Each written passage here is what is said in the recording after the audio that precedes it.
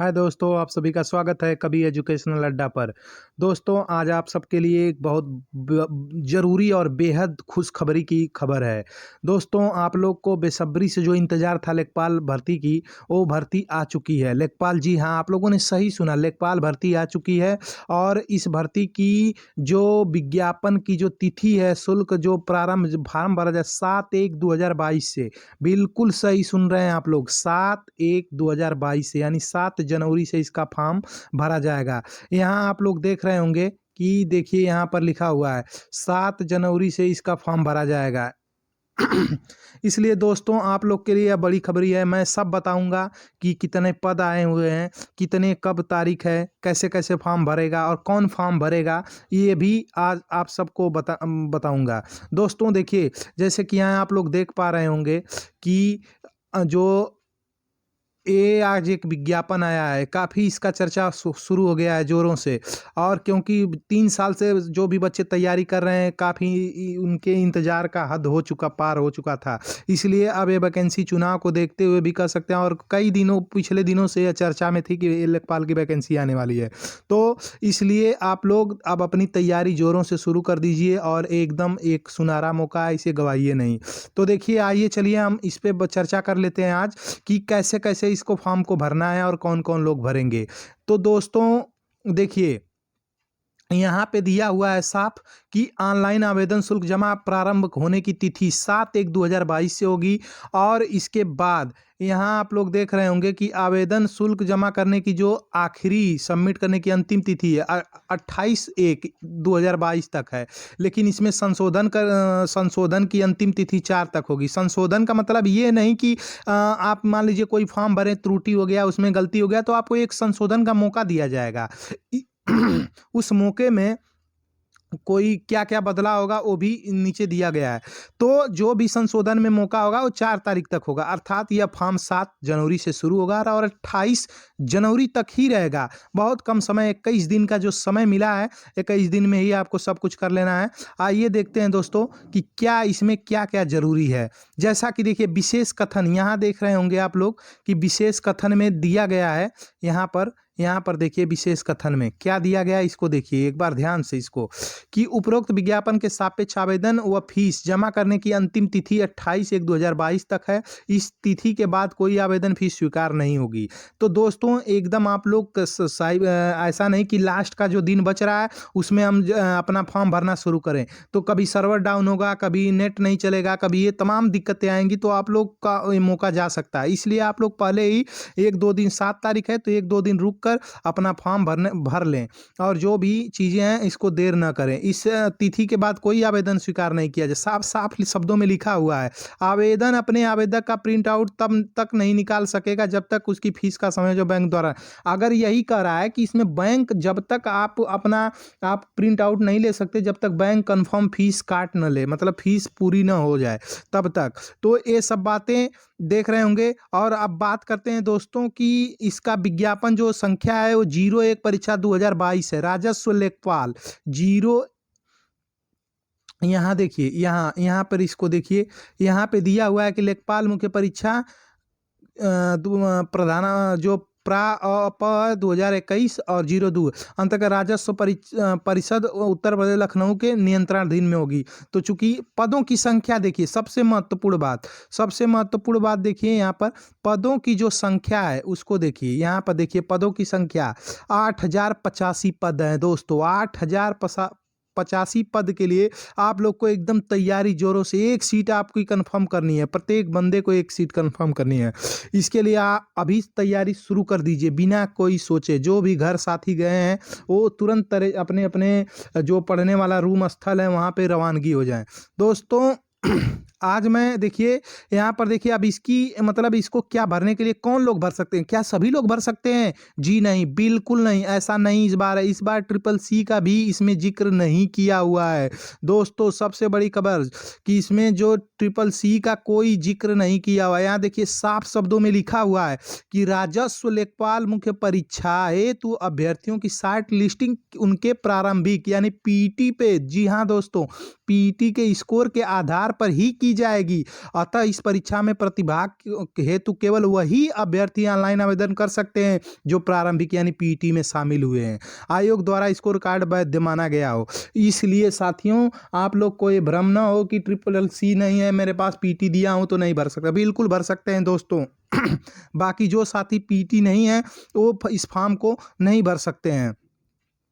और मैं इसी क्रम में आगे आपको बता दूं कि ऑनलाइन आवेदन करने वाले अभ्यर्थियों के लिए क्या आवश्यक है क्या नहीं है। देखिए, विज्ञापन के अंतर्गत आवेदन करने वाले अभ्यर्थियों की पद्धति, मतलब जो ऑनलाइन एप्लीकेशन सिस्टम ऑनलाइन ही भरा जाएगा, कोई ऑफलाइन आप हर फॉर्म ऑनलाइन ही है, इसमें कोई नई बात है नहीं। और यह कहाँ, देखिए UP SSC government.in पर के माध्यम से ऑनलाइन पर आवेदन कर सकते हैं। देखिए इसकी जो ऑफिशियल वेबसाइट है, ऑफिशियल वेबसाइट देखिए यहाँ पर दोस्तों, यहाँ देखिए ऑफिशियल वेबसाइट UPSSC.gov.in के माध्यम से कर सकते हैं।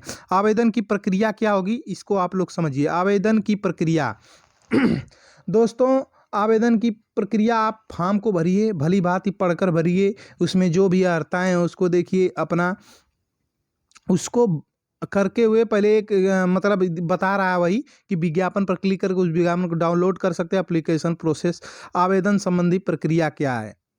दोस्तों ये मैं इस बात से,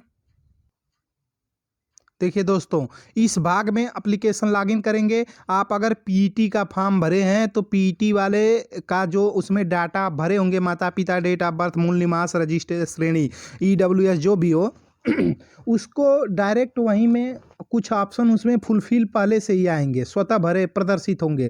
और कुछ में अगर त्रुटि है, उसको सुधार करना चाह रहे हैं तो आप कर सकते हैं, इसलिए ताकि आपको भरने में कोई समस्या ना हो।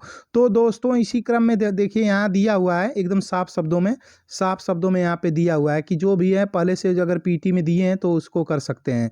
और दोस्तों मैं इस चीज़ को हम लोग यहाँ देख सकते हैं कि देखिए, और दूसरी चीज़ यहाँ आपको बता दें कि अगर पीटी का फॉर्म भरे हैं तो मैक्सिमम पार्ट भरा मिलेगा आपको। 11 अंकों का रजिस्ट्रेशन नंबर सहित अन्य विवरण होगा फॉर्म सबमिट होते हुए। अब फोटो और हस्ताक्षर, दोस्तों फोटो ये नहीं कि मैं लगा दे बचपन का फोटो, आप पता लगा दो जब इंटर पास कर रहे हैं उसी समय का फोटो लगा दूं और वो फोटो रिजेक्ट हो जाए, तो ऐसा कोई काम नहीं करना है जिससे कि हमारा फॉर्म रिजेक्ट हो या किसी अन्य प्रकार का कठिनाइयों का सामना करना पड़े। क्योंकि वैकेंसियां आप समझ रहे होंगे कि कितने देर से आ रही हैं और कैसे आ रही हैं, उसकी हालत क्या है। तो इसलिए दोस्तों आप सभी को देखना होगा कि देखिए यहाँ से फॉर्म क्या क्या, फोटो और हस्ताक्षर 2021 में अपलोड की गई फोटो हस्ताक्षर स्वतः प्रदर्शित होंगी। जो अगर आप लोग पहली चीज़ जान लीजिए, कुछ लोग हैं 2012 वाला का लगा देंगे, ऐसे लगा देंगे, तो नहीं दोस्तों। देखिए अगर फोटो और हस्ताक्षर उसमें स्वतः आ जाएगी, जो पीटी में आपने फॉर्म में डाला होगा आ जाएगा। अगर उसको हटाना चाहते हैं तो हटा सकते हैं, अन्यथा की स्थिति में आप यहाँ देखिए सब ये बात देखिए यहाँ लिखा हुआ है स्पष्ट, आप अभ्यर्थी द्वारा, देखिए अब अभ्यर्थी द्वारा इसमें कोई संशोधन अथवा परिवर्तन नहीं किया जा सकेगा। अर्थात इसमें पीटी को बहुत योगदान दे दिया है, बहुत महत्वपूर्ण उसका जो स्टेप बाय स्टेप भरे हैं, आप उसमें कुछ चीज़ों में बदलाव नहीं कर सकते हैं, जो फोटो वो लगाए हैं वो। और दूसरी चीज़ दोस्तों, अगर मोबाइल नंबर जो उस समय आप उसमें डाले हैं वही मोबाइल नंबर है तो ज़्यादा बेहतर होगा। आप मोबाइल नंबर इसलिए हमेशा आप लोग सिम लेते हैं 50 रुपये 40 रुपये की, और उसको खरीद कर यूज हो गया फ्री वाला ख़त्म तो उसको फेंक देते हैं, कोई नंबर डाल देते हैं। ऐसा नहीं चलेगा दोस्तों, आप लोग देखिए और इसको बाय स्टेप भरेंगे, क्योंकि ये ऐसा दोबारा मौका नहीं मिलेगा आपको। इसके बाद अन्य विवरण भरा होगा, जो यस नो में विकल्प करना होगा, यस और नो में। यहाँ पे देखिए अन्य विवरण है जो यहाँ यस नो में करना होगा। तो यस नो में हमें उस चीज़ को करने से अच्छा है कि भैया हम ऐसा काम ही ना करें कोई जो हमें करना पड़े। दूसरी चीज़, घोषणा पत्र नीचे दिया होगा कि मेरे द्वारा जो भी प्रविष्टि दी गई है वो पूर्ण रूप से भली भांति सही है, उसको भरेंगे आप लोग, सही से देख कर टिक करेंगे और टिक करके प्रोसीड, सेव एंड प्रोसीड करना होगा। और इसके बाद आगे का फाइनल सबमिशन पर क्लिक करने के लिए सहमति पर जो अभ्यर्थी द्वारा जो भी भरा होगा उसको करना होगा। और बता दूं कि फीस दोस्तों, मात्र फीस की बात करें तो फीस मात्र 25 रुपये है, 25 रुपये फीस है। इसमें ये बात कोई नहीं कर सकता कि मेरे बहुत ज़्यादा फीस है मैं कैसे भरूं, बिल्कुल नहीं।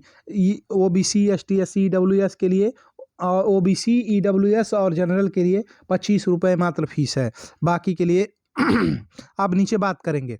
दोस्तों देखिए, फीस का जो इसमें मामला है वो आप ऑनलाइन मोड से कर सकते हैं, नेट बैंकिंग हो, क्रेडिट कार्ड हो और इंटरनेट बैंकिंग हो, इस तरह के से आप कर सकते हैं। और इसी देखिए, अब बात करते हैं दोस्तों यहाँ किसकी कितनी फीस है। देखिए यहाँ पर आप लोग देखिए ध्यान से, किसकी कितनी फीस है।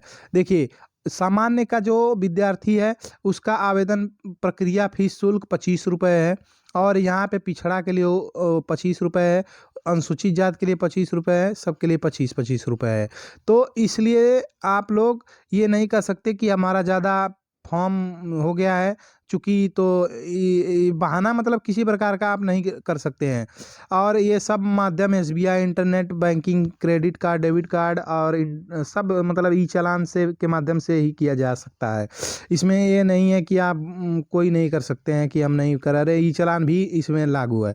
फॉर्म का प्रिंट आउट ले लीजिए, अगर सब फॉर्म भर लिया है तो प्रिंट। अब बात करते हैं, आते हैं मेन चीज़ पर, पदों का विवरण। देखिए आपके पदों का विवरण क्या है।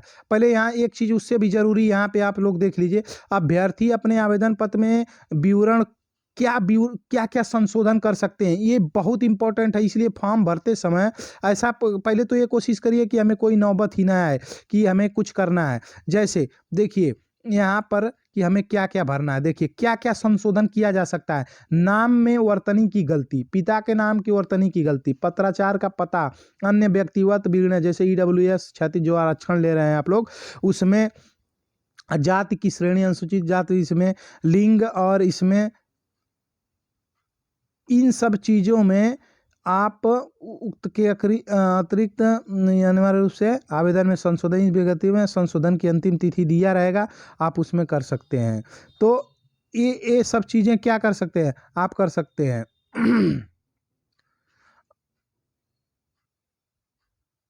और मैं देखिए इतना चीज़ ही कर सकते हैं, मतलब आप समझिए कि आपको एकदम गलती नहीं करना है, कोशिश यही रहे। नहीं तो बहाना तो भाई जान लीजिए कि कोई भी बहाना बना के रिजेक्ट किया जा सकता है। अगर आप में त्रुटि है तो क्या करेंगे भाई, कहेंगे कि हमने नहीं किया। देखिए विभाग का नाम क्या है, राजस्व परिषद उत्तर प्रदेश लखनऊ।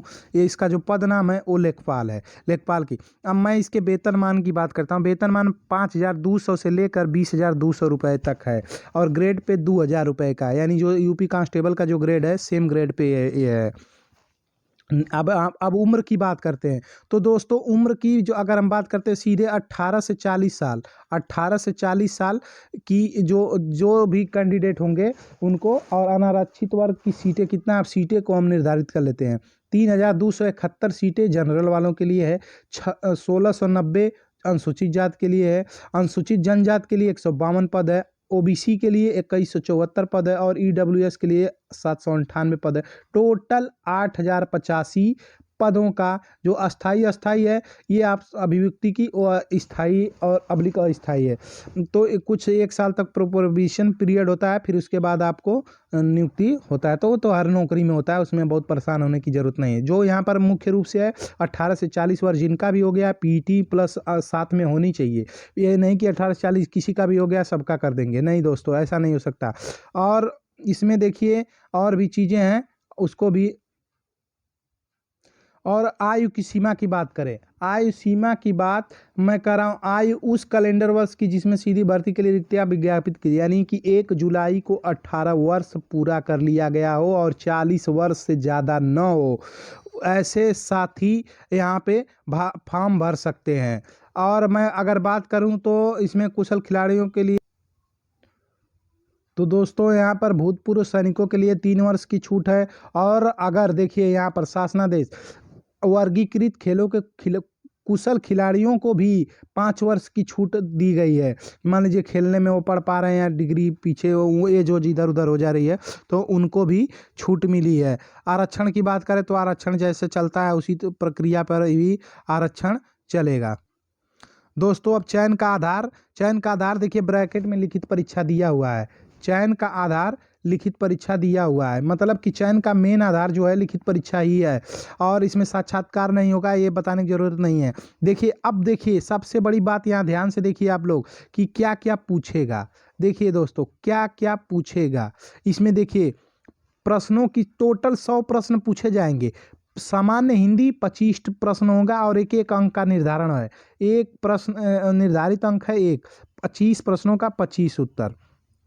अब दोस्तों मैं बात कर रहा हूँ सीधे गणित का 25 क्वेश्चन पूछा जाएगा और एक 25 नंबर का, और सामान्य ज्ञान जीके 25 क्वेश्चन पूछा जाएगा, और ग्राम समाज और एवं विकास, जो ग्राम से समाज एक कड़ी इकाई, जो भी ग्राम समाज की भूमि सूमी इस टाइप से जो क्वेश्चन होगा, एक तरह से कह सकते हैं जो भी लेखपाल से संबंधित क्वेश्चन है कि क्या ग्राम समाज की भूमि किसका मालिक कौन, कैसे, किस तरह से, तो इस टाइप के प्रश्नों भी की संख्या भी 25 होगी। और इसमें करंट अफेयर भी मिक्स हो सकता है, तो करंट अफेयर को भी हम इंक्लूड कर ले रहे हैं ताकि, और टोटल प्रश्नों की संख्या 100 रहेगी और 100 का 100, 2 घंटे का समय है, बहुत पर्याप्त समय है। ऐसा नहीं कि आप कह सकते कि समय नहीं है, एक घंटा 20 मिनट समय पर्याप्त है आपके पास, इसलिए इस चीज़ से आपको नहीं घबराना है, बस तैयारी जोर से होनी चाहिए। अब क्या क्या मैं नॉर्मली आप लोग को बता दे रहा हूँ कि हिंदी में क्या क्या पाठ्यक्रम है, फिर इस पर एक वीडियो बनाऊंगा, इसके बाद आप लोग देखिएगा। दोस्तों देखिए, सामान्य हिंदी में समास पर यहाँ 60 पे मैं बता दे रहा हूँ, इसके लिए एक अलग से वीडियो बना दूंगा कि इसका सिलेबस क्या क्या है और उसका टॉपिक वाइज और उसमें कैसे कैसे क्वेश्चन आते हैं, उसका सब सिलेबस एक अलग से वीडियो बना दूँ।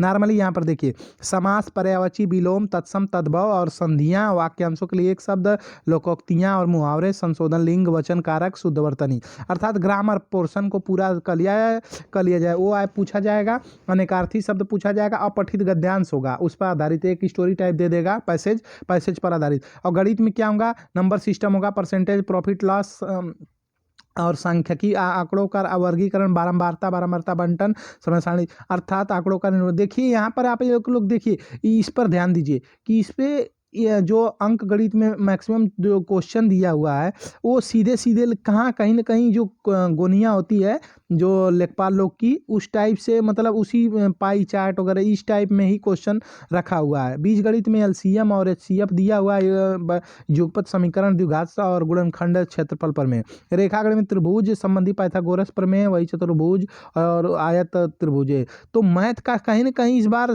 जो इसका सिलेबस है वो एक लिमिटेड एरिया में रखा हुआ है, तो इसलिए बहुत, क्योंकि रेखा गणित में देखिए ना, त्रिभुज, आयत, वर्ग, समलंब और समानांतर चतुर्भुज, तो बहुत आराम से इसकी तैयारी करिए और को बहुत आसानी। सामान्य ज्ञान में मैंने क्या कहा था, जी की करंट अफेयर भी होगा, करंट अफेयर के बिना कोई आजकल एग्जाम छूट नहीं सकता है, तो करंट अफेयर है। और इसके बाद ग्राम समाज और जो बात कर रहे हैं, और उसमें भूगोल रहेगा, इतिहास रहेगा, पॉलिटिकल रहेगा, ये सब तो रहेगा, ये इसमें कोई शंका नहीं है।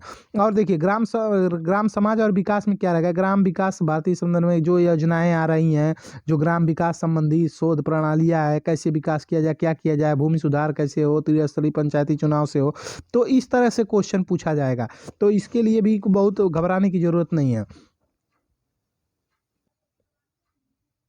दोस्तों अगर कोई अनुसूचित जाति, अनुसूचित जनजाति, अन्य पिछड़ा वर्ग, आर्थिक रूप से कमजोर है, और या जो भी हो, राज्य उत्तर प्रदेश राज्य के मूल निवासी नहीं है, उन्हें आरक्षण का लाभ नहीं मिलेगा, वो जनरल में कंसीडर किए जाएंगे, इसलिए इस बात को ध्यान दें। अगर कोई अदर राज्य का है, सोचे बिहार, यूपी, झारखंड और इधर का है, यूपी को छोड़िए, झारखंड बिहार का है, अगर वो सोचे कि हमें आरक्षण ओबीसी का आके यहाँ ओबीसी मिलेगा, तो नहीं मिलेगा, बिल्कुल वो जनरल में ट्रीट किया जाएगा।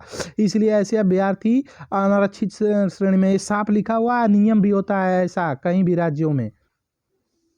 और दोस्तों लास्ट में मैं यही कहना चाहूँगा कि हाई स्कूल के आधार पर जो जन्म तिथि होगी वही भरिएगा, ये नहीं कि इंटर में तो मान लीजिए कुछ लोग का नाम गलत होता है या कुछ थोड़ा मिस्टेक होता है, तो आप हाई स्कूल के आधार पर ही भरिएगा, तभी वो ज़्यादा बेस्ट माना जाएगा, अन्यथा की स्थिति में आप समझ सकते हैं कि कुछ भी हो सकता है। और आवेदन पत्र में जन्म तिथि का उल्लेख न करने होने पर न्यूनतम ये से। और मैं दोस्तों इतने बताने के बाद बस यही कहूँगा कि देखिए, अगर यदि अभ्यर्थी को ऑनलाइन आवेदन में कोई कठिनाई हो रही है, तो एक हेल्पलाइन नंबर दिया गया है, अगर किसी प्रकार का कोई कुछ मिस्टेक हो भी जाता है, बाय द वे ऐसा हो ना, कोशिश है, तो इस नंबर पे आप संपर्क कर सकते हैं, 0522 ये इसका 0522 ये है कोड है, और इसके बाद 2720-814 पर, या आयोग की वेबसाइट पर अपनी कठिनाई का, समस्या कल प्राप्त कर सकते हैं। यहाँ पर आप क्वेरी कर सकते हैं, इस क्वेरी के माध्यम से आपको आपकी समस्या को सॉल्व किया जा सकता है। अभ्यर्थी उक्त पदों के लिए एक से अधिक आवेदन करने की दशा में अगर मान लीजिए रजिस्ट्रेशन 2-4 कर दिए, गलती हो गया, फीस नहीं जमा किए, लेकिन वही आवेदन स्वीकार होगा जो अंतिम सबमिट किया गया आवेदन ही स्वीकार होगा, से सभी आवेदन निरस्त माने जाएंगे। अर्थात ये अगर गलत हो जा रहा है कोई रजिस्ट्रेशन करते समय, तो ऐसा मत करिए कि नहीं अरे अब हो गया गलत तो क्या करें, सीधे सीधे उसको छोड़िए, फिर से रजिस्ट्रेशन करिए और अंततः जो फाइनली होगा सबमिशन, वही सबमिट जो फाइनली किया जाएगा लास्ट में, उसी को मान्य किया जाएगा। इसलिए इसमें बहुत घबराने की भी जरूरत नहीं है कि आप गलत हो गया, और संशोधन का भी मौका है, और किसमें क्या संशोधन है वो मैं बता चुका हूँ। बाकी चीज़ें अब मिलते हैं। इसके लिए बहुत बहुत धन्यवाद। जय हिंद, जय भारत।